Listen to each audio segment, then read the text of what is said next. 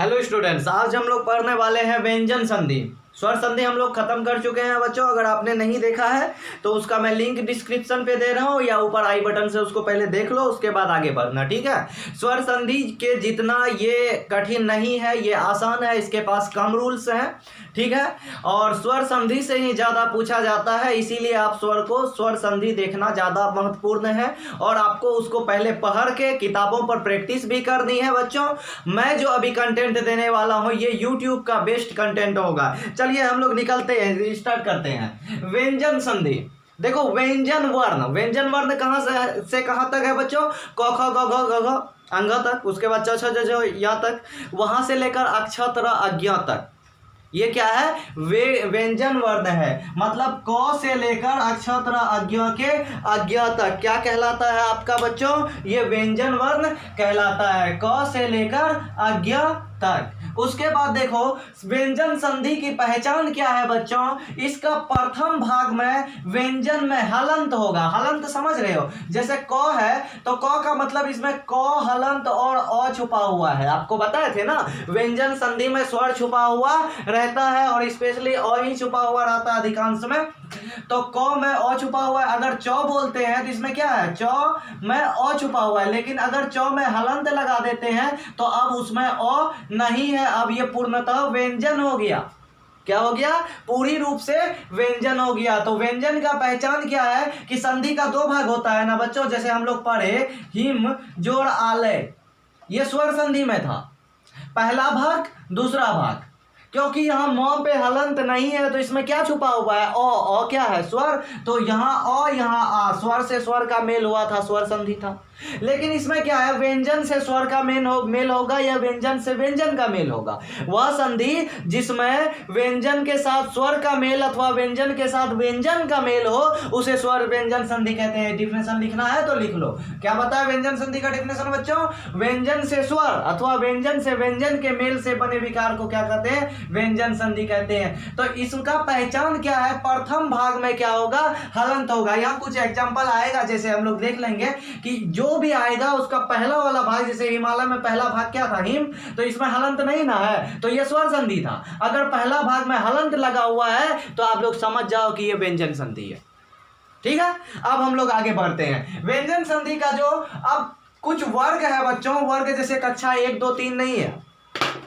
जैसे आप वर्ग 10 में पढ़ रहे हो या वर्ग आप 12th में पढ़ रहे हो, कक्षा 10वीं या 12वीं में, वो नहीं, ये दूसरा वर्ग है। ये कवर्ग पवर्ग है। कवर्ग का मतलब हुआ बच्चों, देखो अगर हम कवर्ग बोलते हैं ना, इसका मतलब क ख ग घ अंग तक, ठीक है। चवर्ग बोलते हैं तो च छ ज झ यहाँ तक। टवर्ग बोलते हैं तो ट ठ ड र मूर्धन न तक। तवर्ग में त थ द ध दंत न। पवर्ग में प फ ब भ म। तो इस तरह से 5 गो वर्ग हुआ, कवर्ग चवर्ग टवर्ग तवर्ग और पवर्ग। 5 गो मुख्य वर्ग है और प्रत्येक वर्ग में कितने वर्ण है बच्चों? 5 गो वर्ण है ना, 1 2 3 4 5। क एक वर्ण, ख ग घ अंग 5 वर्ग। तो 5 वर्ग है। ये वर्ग कहां से कहां तक? कवर्ग से पवर्ग तक। कवर्ग चवर्ग टवर्ग तवर्ग अब नहीं बताना पड़ेगा। टवर्ग अगर बोल रहे हैं तो टवर्ग का क्या मतलब हुआ बच्चों? ट ठ ड ढ मूर्धन। तवर्ग बोलते हैं तो त थ द ध दंत न, ठीक है। तो आपको वर्ग समझ में आ गया। चलते हैं पहले रूल की तरफ। अब देखिए इस रूल को बढ़िया से समझिएगा बच्चों। हमने देखा कि बहुत सारे टीचर्स नहीं समझा रहे हैं रूल को, डायरेक्ट एग्जांपल के द्वारा बता रहे। मानता हूं एग्जांपल के द्वारा प्रैक्टिस होनी है, आपको बुक से प्रैक्टिस करना ही होगा 100% के लिए। लेकिन मैं फिलहाल कोशिश कर रहा हूं कि 98% क्वेश्चन को मैं कवर कर दूं, बाकी जो छूट फूट रह जाएगी वो बुक से कवर हो जाएगा आपका। चलिए मैं रूल बता रहा हूं। यदि वर्ग के प्रथम वर्ग का प्रथम वर्ण, कवर्ग का प्रथम वर्ण क, चवर्ग का प्रथम वर्ण च, टवर्ग का प्रथम वर्ण ट, समझ में आ गई? यदि वर्ग के प्रथम वर्ण के बाद किसी वर्ग का तृतीय चतुर्थ वर्ण आए, जैसे कवर्ग अगर ले रहे हैं तो प्रथम वर्ण क, दूसरा ख, तीसरा ग, फिर घ और अंग है। दूसरा चवर्ग अगर लिखता हूं च छ ज झ और उसके बाद या। उसी तरह टवर्ग होगा बच्चों। बोला यदि प्रथम वर्ण के बाद, या चाहे टवर्ग का ट तवर्ग का त, प्रथम वर्ण के बाद तृतीय वर्ण कौन है? कवर्ग का तृतीय वर्ण ग, चतुर्थ वर्ण घ। चवर्ग का तृतीय वर्ण ज और चतुर्थ वर्ण झ। तो क्या है कि यदि प्रथम वर्ण के बाद तृतीय या चतुर्थ वर्ण आए अथवा य र ल व इन चारों में से कोई भी रहे, ध्यान दीजिएगा, यदि वर्ग के प्रथम वर्ण के बाद तृतीय या चतुर्थ वर्ण आए उसके बाद य र ल व कुछ भी रहे, अन्यथा यानी ना इसके बाद कोई स्वर रहे, वर्ग का तृतीय वर्ण या य र ल व या कोई स्वर, स्वर मतलब अ आ ई कुछ भी, कोई स्वर रहे तो ये जो प्रथम वर्ण है प्रथम वर्ण के स्थान तृतीय वर्ण हो जाता है। ध्यान दो, मैं समझा रहा हूं उदाहरण के द्वारा, उदाहरण से क्लियर हो जाएगी। देखो दिक क पर हलंत है, मतलब ये व्यंजन है, तो क प्रथम वर्ण है ना, प्रथम वर्ण के बाद आ गया ग, ये तो इसी वर्ग का है, क ख ग में ही तृतीय वर्ण है ग, प्रथम वर्ण के बाद तृतीय वर्ण आया, या दूसरे वर्ग का भी रहेगा तो कोई फर्क नहीं पड़ेगा। देखना दिक जोड़ गज, देखो ये प्रथम वर्ण है, ये तृतीय वर्ण है, प्रथम वर्ण के बाद तृतीय वर्ण आया ना, तो यहाँ क्या लिखे, प्रथम वर्ण का ही तृतीय हो जाता है, मतलब क के जगह क्या हो जाएगा, क का तृतीय क ख ग हो जाएगा। देखो द हर्षी का लिखे, क के जगह क्या हो गया, इसका क ख ग, तृतीय वर्ण ग हो गया, आधा ग बच्चों हलंत वाला मतलब आधा, उसके बाद ये गज, दिग्गज। उसी तरह दिक क है प्रथम वर्ण, उसके बाद भ आया, भ प फ ब भ चतुर्थ वर्ण है ना, हम बोले तृतीय या चतुर्थ वर्ण है, चाहे तृतीय वाला है या चतुर्थ, उसी वर्ग का होना जरूरी नहीं, इसमें तो क जिस वर्ग का था उसी वर्ग का ग भी था, उसी वर्ग का होना जरूरी नहीं है, किसी भी वर्ग का तृतीय या चतुर्थ हो जाए, ठीक है। तो यह क है प्रथम वर्ण, उसके बाद ये चतुर्थ वर्ण आया, तो हम क्या बोले, प्रथम वर्ण का ही इसी वर्ग का तृतीय हो जाएगा। दिक, दिक क के जगह क्या हो गया ग, उसके बाद भ्रम, दिग्भ्रम। उसी तरह दिक क है ना, इसके बाद स्वर आया, बोले थे ना कि कोई स्वर आए तो भी क्या होगा, प्रथम वर्ण का तृतीय होगा, तो दिक क है, यहाँ अंबर, अंबर में अ है, तो मतलब क का क्या हो जाएगा बच्चों, ग हो जाएगा। ग क्यों पूरा हो गया, क्योंकि ये अ आके इसको पूरा कर दिया, नहीं तो आधा आता, ये वाला अ आके मिल गया। दिक, दिक दोहर्षी का लिखे, क का तृतीय वर्ण ग हो गया, अ इसको पूरा कर दिया, उसके बाद अंबर, दिगंबर। उसी तरह जगत जोड़ी, फिर स्वर वर्ण है, ध्यान देखो, तो के बाद स्वर वर्ण, तो थ द, हम बोले प्रथम वर्ण के बाद अगर कुछ भी आए, तृतीय या चतुर्थ अथवा स्वर्ण, प्रथम वर्ण है ना, प्रथम का तृतीय हो जाएगा, तो का क्या हो जाएगा, तो थ द हो गया, जगदीश, दुर्गाई था, दुर्गाई लग गया इधर। तत् जोड़ रूपम, देखो हम बोले थे ना कि य र ल व भी आ सकता है, तो तत् जोड़ रूपम क्या हो गया, तो के जगह द हो गया, मतलब प्रथम वर्ण का तृतीय वर्ण कर देना है, ठीक है। उसी तरह अप जोड़ जम, अ प्रथम वर्ण है प, जो क्या है च छ ज तृतीय वर्ण है, तो प का क्या हो जाएगा तृतीय, प फ ब हो गया अभिजम। शब्द जोड़ उपयोग, तो है प्रथम वर्ण, तीसरा वर्ण हो जाएगा द, शब्द जोड़ उपयोग बराबर सदुपयोग, ये उ इस पर लग गया सदुपयोग में। ध्यान दो बच्चों, एक बार फिर समझो, प्रथम वर्ण के बाद तृतीय या चतुर्थ वर्ण आए अथवा कोई य र ल व आए अथवा कोई स्वर आए, तो प्रथम वर्ण जो है ये प्रथम वर्ण का क्या हो जाएगा, तृतीय वर्ण हो जाएगा। बस यही रूल था। यहां तक बच्चों समझ में आ गई। चलते हैं हम लोग रूल 2 के तरफ। तो हमारा हम लोग देखते हैं रूल 2 क्या है। रूल 2 देखिए, यदि प्रथम वर्ण के बाद पंचम वर्ण आए तो क्या पढ़ रहे हैं हम लोग, यदि वर्ग का प्रथम वर्ण क च ट त प, मतलब प्रत्येक वर्ग का प्रथम वर्ण के बाद क्या आए, पंचम वर्ण आए। पंचम वर्ण मतलब जो अंतिम वाला था, क ख ग घ का अंतिम वर्ण अंग, उसी तरह यहाँ मूर्धन्य और दंत और म, तो प्रथम वर्ण के बाद पंचम वर्ण आए, अंतिम वाला वर्ण आए वर्ग का, तो प्रथम वर्ण के स्थान पे पंचम ही हो जाता है। पहला वाला रूल में क्या पढ़े, प्रथम के बाद अगर तृतीय आए अथवा य र ल व आए अथवा कोई स्वर आए तो प्रथम का तृतीय हो जाता है, तृतीय चतुर्थ आए तो। यहाँ क्या है, यदि प्रथम वर्ण के बाद पंचम आए तो प्रथम का जो है पंचम हो जाता है। ठीक है बच्चों, प्रथम के बाद पंचम आया तो प्रथम का पंचम हो जाता है। उदाहरण के लिए जैसे वाक जोड़ में यहाँ क है प्रथम वर्ण, आया क्या पंचम, मैं मो मो क्या है, प प प प मो पंचम है ना। तो प्रथम के बाद पंचम आया तो प्रथम का क्या होगा पंचम, क ख ग घ का पांचवा क्या अंग, वो आ का क के जगह अंग हो गया, मो य क्या हो जाएगा बच्चों वांग में। उसी तरह प्राक जोड़ मुख क्या हो जाएगा प्राग मुख, क्योंकि क है क के बाद मो आया, प्रथम के बाद पंचम आया तो प्रथम का पंचम हो गया अंग। उसी तरह उत जोड़ नति तो है प्रथम वर्ण नो आया तो थ ध का पंचम, ये पंचम था ना, प्रथम के बाद पंचम आया तो पंचम हो जाएगा, तो थ का पंचम नो तो आधा ही आता है ना। तो उत जोड़ नति नौ संयुक्त हो गया उन्नति। उसी तरह जगत जोड़ नाथ तो का फिर तो प्रथम के बाद पंचम आया तो क्या हो जाएगा पंचम हो जाएगा, जग लिखेंगे तो के जगह नौ बन गया, फिर ये नाथ जगन्नाथ। उत जोड़ मुख देखो प्रथम के बाद पंचम आ रहा है तो प्रथम का पंचम हो जाएगा, क्या हो जाएगा उन्मुख। तो रूल क्या था, यदि वर्ग का प्रथम वर्ण के बाद पंचम वर्ण आए तो प्रथम वर्ण का भी पंचम वर्ण हो जाता है। चलिए प्रैक्टिस पे लाइए उसको।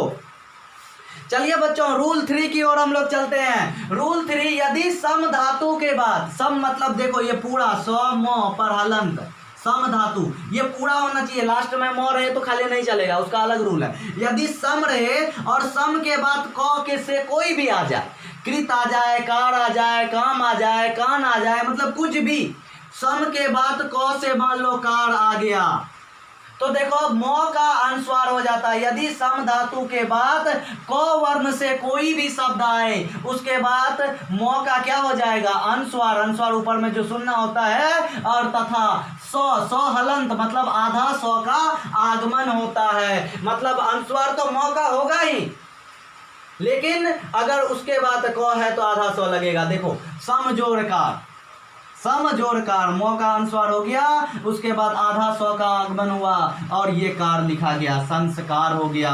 उसी तरह बच्चों सम जोड़ कृति स मो का अनुस्वार हो गया, आधा सौ लग जाएगा संस्कृति। सम जोड़ कृत, सम जोड़ कृत रहेगा तो क्या हो जाएगा बच्चा मो का अनुस्वार हो जाएगा, आधा सौ का आगमन होगा, ये कृत लग जाएगा संस्कृत। तो ये हमारा तीसरा रूल था। चलते हैं बच्चों हम लोग नेक्स्ट रूल के तरफ, बने रहिए। बच्चों यदि तवर्ग, तवर्ग मतलब तो थो दो धो दंत ना, ठीक है। तवर्ग के बाद चवर्ग, चवर्ग में चो छो जो जो या, ठीक है।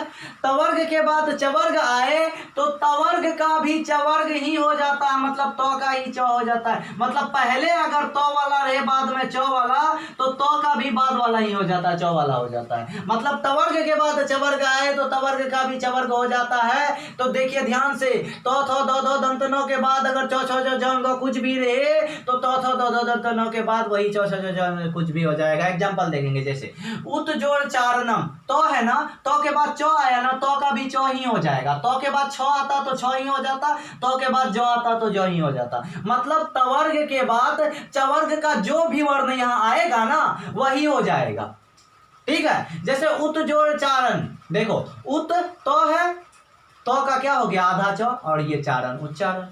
उत जोड़ ज्वल, देखो तो है ना, तो के बाद जो आया, हम क्या बोले जो यहाँ रहेगा ना वही ये हो जाता है। यहाँ जो है तो अब ये तो भी जो हो जाएगा। हर्षा हुआ है, ये तो का आधा जो हो गया, ये ज्वल उज्ज्वल। उत जोड़ ज्वल, उज्ज्वल का संधि विच्छेद बहुत पूछा जाता है, उत जोड़ ज्वल। उसी तरह देखो सत जोड़ चरित्र, सत तो के बाद चौ आया तो का भी चौ हो जाएगा, सत चरित्र। विपत जोड़ जालम, तो के बाद जो आया तो जो ही हो जाएगा, विपत जोड़ जालम विप जालम हो जाएगा। तो क्या समझे कि तो के बाद चवर्ग का जो भी वर्ण आएगा वही तो का उसी वर्ण वही वर्ण हो जाता है, ठीक है। चलिए ये समझ में आ गई, आपको बुक से प्रैक्टिस करनी है बच्चों। अगर संधि मतलब प्रैक्टिस, आपने अपने पास जो भी किताब है उस किताब के रूल को देखो और 4 बार 5 बार बनाओ, एक भी गलती नहीं होगा, मैं दावे के साथ कह सकता हूं।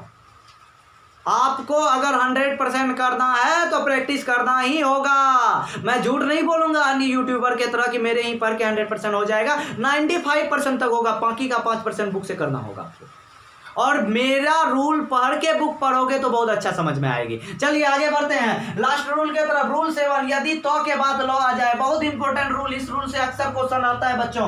तो के बाद लो आ जाए तो का भी लो हो जाता है, सिंपल है। तो के बाद लो आए तो आधा तो का भी क्या हो जाएगा, आधा लो हो जाएगा। जैसे उत जोड़ लेख, तो है ना, तो के बाद लो आया तो के लो हो गया उल्लेख।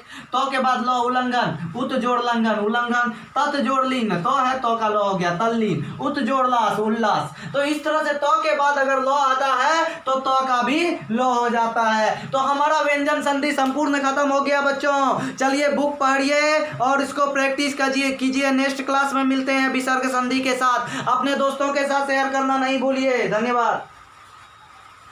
यदि म के बाद रूल 4 है बच्चों, म के बाद जैसे अभी हम लोग रूल 3 में पढ़े सम के बाद, इसमें सम पहले 100 होना जरूरी नहीं है, म से कुछ भी रहे पहले, ठीक है। यदि म के बाद कोई भी व्यंजन आए तो म का अनुस्वार हो जाता है। मेन रूल यही है, वो स्पेशल रूल था रूल 3 जो पढ़े। यदि म के बाद कोई भी व्यंजन आए तो म का अनुस्वार हो जाता है। जैसे अहम, म पर हलंत है ना, म है, म के बाद कार आया तो देखो म का क्या हो गया, अनुस्वार हो गया। अ ह पर अनुस्वार, इधर कार अहंकार, ठीक है, आम जोड़कार अहंकार। अब बोलोगे कि सर म के बाद तो को आया, रूल 3 में पढ़े कि म के बाद अगर को आता है तो 100 का भी आगमन होता है। 100 कहाँ है? देखो बच्चों, म के बाद को आने पर 100 का आगमन नहीं होता है। सम के बाद, यानी म से पहले भी 100 था, सम के बाद को आने पर 100 का आगमन होता है। यहाँ तो म से पहले 100 है नहीं ना, तो 100 का आगमन कैसे होगा? तो डायरेक्ट म के बाद कोई भी वर्ण व्यंजन आ रहा है तो म का अनुस्वार हो गया। उसी तरह सम जोड़ गम संगम। अब बोलोगे सर यहाँ तो सम के बाद आ रहा है, फिर दूसरा वाला 100 कहाँ आया? कि देखो बच्चों, दोनों चीज होना चाहिए, पहले सम बाद में क। यहाँ देखो पहले सम तो है लेकिन बाद में क है नहीं ना। लेकिन ये देखो सम जोड़ कार होता तो संस्कार आता ना। तो ये स्पेशल रूल है, म के बाद कोई भी व्यंजन आए तो म का अनुस्वार हो जाता है। जैसे अहम जोड़ कार, म का अनुस्वार अहंकार हो गया। सम जोड़ गम संगम हो गया। सम जोड़ योग संयोग हो गया। सम जोड़ हार संहार हो गया। मतलब हर जगह म का क्या हो जाता, अनुस्वार हो जाता, म का अनुस्वार हो जाता, म का अनुस्वार हो। जैसे यहाँ देखो स्वयं, सॉरी यहाँ म पर हलंत है, स्वयं जोड़वर क्या हो जाएगा, म का अनुस्वार हो जाएगा, स्वयंवर हो गया।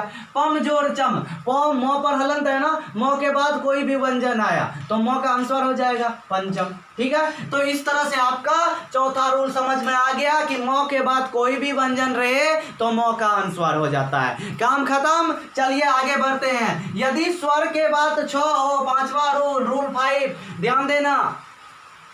यदि स्वर के बाद 6 हो, 6 वाला 6 हो तो 6 से पहले च का आगमन होता, आधा च का आगमन होता, आ जाता है, ठीक है। जैसे परी, इसमें स्वर है ना, रो पर हर से ही है, मतलब इसमें स्वर है, स्वर के बाद क्या आया है 6, तो अब क्या होगा, च का आगमन होगा। किसका आगमन होगा बच्चा, च का।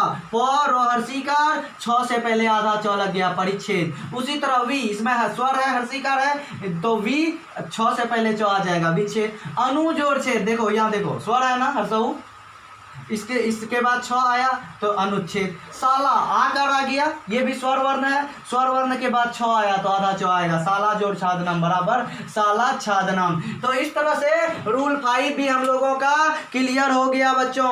अब जो है हम लोगों का सिर्फ 2 रूल बचा, चलिए खत्म करते हैं उसको तुरंत।